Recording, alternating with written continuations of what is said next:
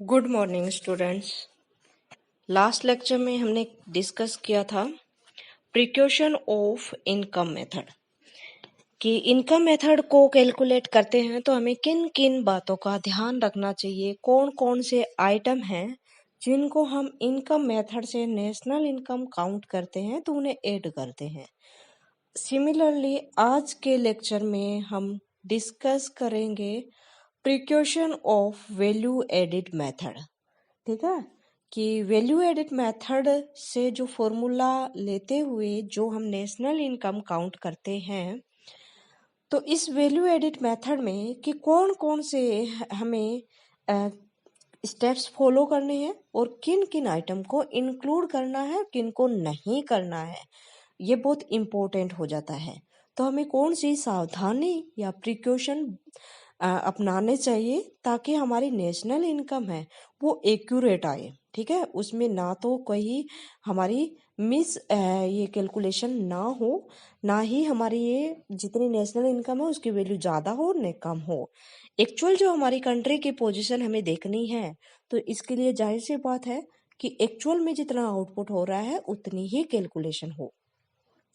तो हम देख रहे हैं कि फर्स्ट जो हमारा प्रिकॉशन है वैल्यू एडिड मेथड का, the value of a intermediate goods are not be included in computed of national income. Okay, कि जैसे ही हम वैल्यू एडिड मेथड को लेते हैं, नेशनल इनकम काउंट करते हैं, तो जो हमारे इंटरमीडिएट गुड्स होते हैं are not to be include in the computation of a national income. ठीक है, तो वैल्यू एडिड मेथड का फॉर्मूला भी हमारा यही था कि value added equals to value of output minus intermediate cost. ठीक है, तो इंटरमीडिएट कॉस्ट को हमने इसे अवॉइड करना है, इसे डिडक्ट करना है। तो फर्स्ट प्रिकॉशन इसका इसके फॉर्मूले से ही हमें मिलता है कि हमें इंटरमीडिएट कॉस्ट होती है, इंटरमीडिएट को गुड की वैल्यू होती है, उनको इंक्लूड नहीं करना है। क्यों नहीं करना है? क्योंकि जब हम फॉर्मूला डिस्कस कर रहे थे तभी आपको बताया था कि अगर हम इंटरमीडिएट गुड की कॉस्ट को इंक्लूड कर लेते हैं तो जितने भी प्रोडक्शन जो स्टेप्स होते हैं उसमें वो इंटरमीडिएट गुड की हर बार हर स्टेप में उसकी वैल्यू को ऐड करेंगे तो हमें प्रॉब्लम एराइज होगी। वो कौन सी प्रॉब्लम थी? कौन सी प्रॉब्लम बताई थी? Double counting. ओके, यस, कि डबल काउंटिंग की प्रॉब्लम में एराइज हो जाएगी कि हम इंटरमीडिएट गुड की कॉस्ट को इंक्लूड करेंगे। तो इसीलिए हमें कि वैल्यू एडिड मेथड से नेशनल इनकम काउंट करनी है तो इंटरमीडिएट गुड को इंक्लूड नहीं करना है। सेकंड, ये सिंपल है, क्लियर है सभी को। सेकंड को हमारा जो इसका पॉइंट होगा, sale and purchase of a second hand good are not included commission और a brokerage on a sale purchase included in NNP यानी कि नेशनल इनकम में। ओके, तो सेकंड हैंड गुड होती है उसकी सेल और परचेजिंग को इंक्लूड नहीं करेंगे।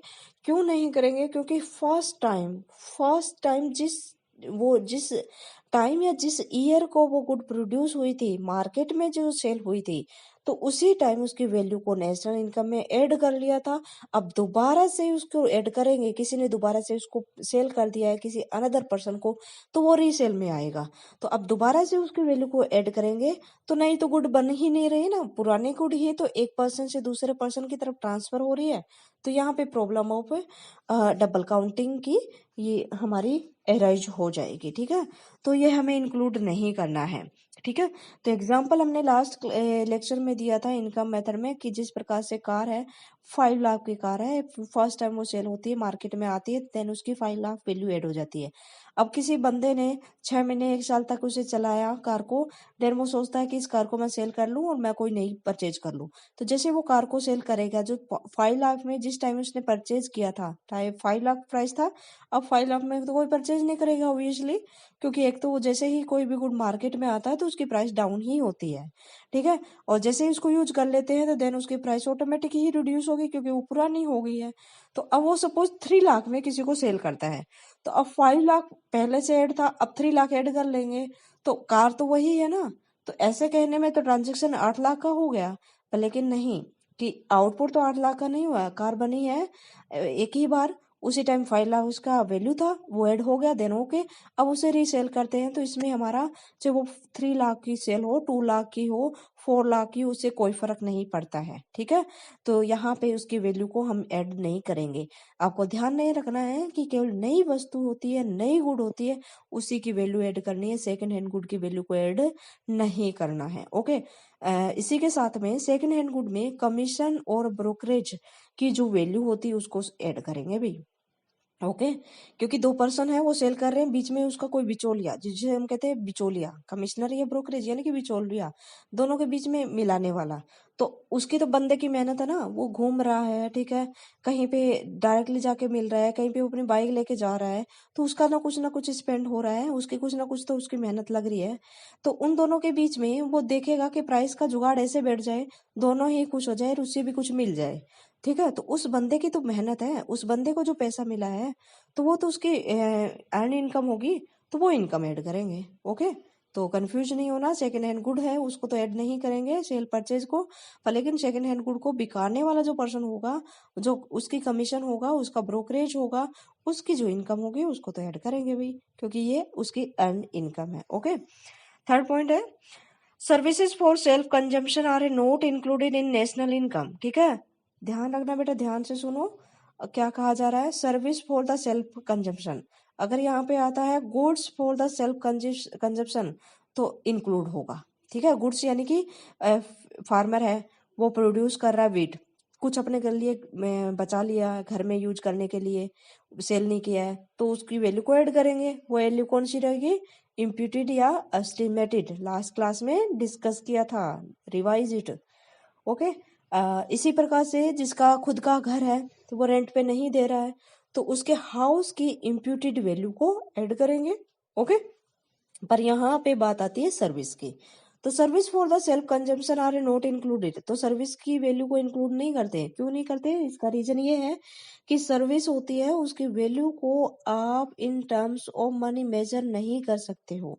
कुछ सर्विस होती है जिनको मेजर कर सकते हैं, उनको तो इंक्लूड करेंगे, पर कुछ ही सर्विस होती है उनको इंक्लूड नहीं कर सकते। एग्जाम्पल दिया है, हाउस वाइफ, किचन, आप अपना हाउस वाइफ होती है हमारी, ठीक है, वो काम करती है, जैसे सुबह से लेकर शाम तक लगी रहती है, पर लेकिन उसकी वैल्यू को आप जज नहीं कर सकते। आप अगर आपके घर में सर्वेंट है तो आप जितना उसे पे कर रहे हो वो तो ऐड होगा, पर अगर आपके घर में आपकी मम्मी है काम कर रही है, आपकी सिस्टर काम कर रही है, ठीक है, घर का काम कर रही है, घर का काम बहुत सारा होता है, खाना बनाना, पकाना, सफाई करना चलता रहता है, ठीक है, पर वो काम कर रहे हैं, वो अपने मन से काम कर रहे हैं, ठीक है, मन लगा के काम कर रहे हैं। जितनी हमारे यहाँ पे इमोशनल आ जाते हैं, जहाँ पे इमोशनल अटैचमेंट हो जाता है, तो वहां पे जो हमारी भावनाएं आती है, इमोशन आते हैं, उनको मेजर नहीं किया जा सकता। ठीक है, जैसे आपकी मम्मी आपके लिए खाना बना रही है, तो आपके कहते हैं ना, हर कोई कहता है कि मम्मी के हाथ का बना हुआ खाना बड़ा टेस्टी होता है, और वो अगर कोई बच्चा बाहर रहता है, वो घर जाता है, घर जाने के बाद में स्पेशली वो अपनी मनपसंद की, मम्मी आप ये खाना बनाओ और ये आप बहुत अच्छा बनाते हो, क्यों बनाते हैं, क्योंकि मम्मी बड़ा खुश होकर अपने बच्चों के लिए खाना बनाती है, तो उसकी जो खुशी है उनको मेजर नहीं किया जा सकता इन टर्म्स ऑफ मनी। चाहे बाहर से आप होटल से कितना भी ऑर्डर कर दो, कितना ही टेस्टी खाना ऑर्डर कर दो, पर उस खाने में वो स्वाद नहीं रहता जो अपने घर में बना के हम खाते हैं। ठीक है, तो इसकी सर्विस की वैल्यू को डिटरमाइन नहीं कर सकते, इसके लिए वो ऐड नहीं करते। किचन, किचन का वर्क है, ठीक है, अगर घर का मेंबर कर रहा है तो उसकी सर्विस की वैल्यू को मनी की टर्म में मेजर नहीं कर सकते, इसीलिए वैल्यू ऐड नहीं होती। अगर आप खाना बनाने वाले रख रहे हो, कुक रख रहे हो, तो उसकी वैल्यू को ऐड करेंगे। ओके, अगर आपने घर में बगीचा लगा रखा है, ठीक है, उसमें फल सब्जी आप ये मतलब अपने घर के यूज के लिए, किचन के यूज के लिए आप मतलब उसमें बो रहे हो, तो उसकी वैल्यू को हम नहीं डिटरमाइन कर सकते। अगर वही आपकी वेजिटेबल आप मार्केट में जाते हो, परचेज करते हो, तो उसकी तो हम ऐड कर लेंगे, पर लेकिन आपने घर में बोया है, उसका टेस्ट और स्वाद अलग रहता है, वो उसमें जो आपके ने जो भी मन से जो काम किया है, ठीक है, पौधों को पानी देना, सीड्स आप लगाना, उसको ग्रो करना, उसकी देखभाल करना, तो ये मन से काम किया होता है, ये यहाँ पे इमोशन आ जाते हैं, तो इसको मेजर करना डिफिकल्ट है, तो उसको मेजर नहीं कर सकते। इसमें लिखा हुआ भी है डिफिकल्ट टू मेजर एमपी यानी कि मार्केट प्राइस, इसीलिए ये सर्विस की वैल्यू ऐड नहीं होती। और एग्जांपल देती हूँ, जिस प्रकार से आपके घर में कोई बुजुर्ग है, आप उसकी सेवा कर रहे हो, तो आप क्या पता कर सकते हो, जैसे आप अपने दादी के बड़े लाडले हो, ठीक है, तो अगर दादी को कुछ हो जाता है तो आप या दादा है उसका भी बड़े लाडले हो, ठीक है। कुछ हो जाता है तो आप तुरंत जाके उसकी मतलब बहुत अच्छे से सेवा करते हो, तो उसकी क्या वैल्यू डिटरमाइन कर सकते हैं? नहीं। कोई बाहर से है तो वो तो कहेगा मैं 2 घंटे करूंगा, इतनी देगा, मेरा बस इतना काम है कि इनको बेड पे सुलाना, उठाना, खिलाना, बस इतना। पर आप ये नहीं देखते कि मेरा इतना काम, आप देखते हो कि कुछ तकलीफ ना हो, मैं ऐसा उनके लिए काम करूं, तो वो सर्विस मेजर नहीं कर सकते, तो उसकी वो भी नेशनल इनकम अकाउंट नहीं होगी। ओके। कुछ ऐसी और एग्जांपल आप ये सोच के उसके नाम लिखोगे कि कौन सी ऐसी सर्विस है जिसकी वैल्यू डिटरमाइन नहीं कर सकती और वो वैल्यू एड नहीं होगी। पर यहाँ पे बैंकिंग की सर्विस है, इंश्योरेंस सर्विसेज है, शिपिंग सर्विसेज है, ठीक है। जो भी सर्विसेज है जैसे कि आप जिसका पे करते हो, तो वो सर्विस आपकी ऐड होगी, जिसकी मार्केट वैल्यू है वो ऐड होगी। जिसकी मार्केट वैल्यू डिटरमाइन नहीं की जा सकती वो वैल्यू ऐड नहीं होगी। नेक्स्ट आपका production of A goods for a self consumption will be include, ये ऊपर वाला ही था। ऊपर वाले को जब स्टडी कर रहे थे समझा दिया था कि ऐसा गुड है जिनको हम खुद के लिए कंजम्पशन के लिए रख लेते हैं तो उनकी वैल्यू ऐड करेंगे, क्योंकि उसकी मार्केट प्राइस को इजिली डिटरमाइन किया जा सकता है। ओके। नेक्स्ट पॉइंट होगा imputed value of owner occupied house should be include. Again जो थर्ड पॉइंट था डिस्कस किया था कि रेंट है, कोई भी हाउस है अगर रेंट के पर्पज से किसी को दोगे तो आपको कितना रेंट मिलेगा, आप क्लियरली आपको पता रहता है। तो जितना आप किसी को देते हो रेंट मिलता है, वो पार्ट होता है नेशनल इनकम का।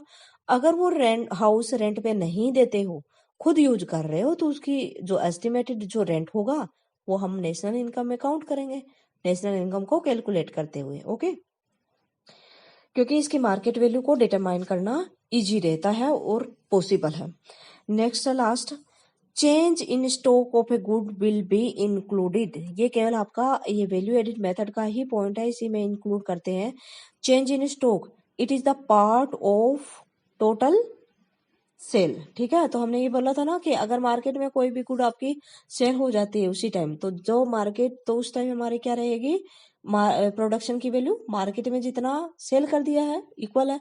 पर कई बार देखते हैं कि जितना आउटपुट किया है उतना सेल नहीं होता है, कुछ बच जाता है, ठीक है। तो ये यहाँ पे हमारा जो इन्वेंट्री या स्टॉक होता है, तो एक तो ये होता है कि हमारा जितना भी हमने आउटपुट किया है, जो फिनिश्ड प्रोडक्ट है वो बच गए। कई बार होता है प्रोसेस इन प्रोसेसिंग कुछ आपका रॉ मटेरियल रह जाता है तो वो बच जाता है, ये सारा मिला के हमारा स्टॉक को लेते हैं। और चेंज इन स्टॉक 1 साल का ड्यूरेशन की, साल के स्टार्टिंग में साल के एंड में आपके पास में कितना स्टॉक था उनका चेंज को लेते हैं। तो stock is the part of total sale. तो यहाँ पे वैल्यू ऑफ आउटपुट में सेल प्लस ये चेंज इन स्टॉक लेते हैं, तो आपका प्रोडक्शन मेथड होगा तो वहां पे आपका कुछ आउटपुट सेल हो जाता है, वो तो ऐड होगा ही होगा। कुछ नहीं होता है तो उसको हम एज ए कैसे लेते हैं, उनको चेंज इन स्टॉक के रिस्पेक्ट में उसको ऐड करते हैं हम, जब नेशनल इनकम काउंट करते हैं वैल्यू एडिट मेथड से।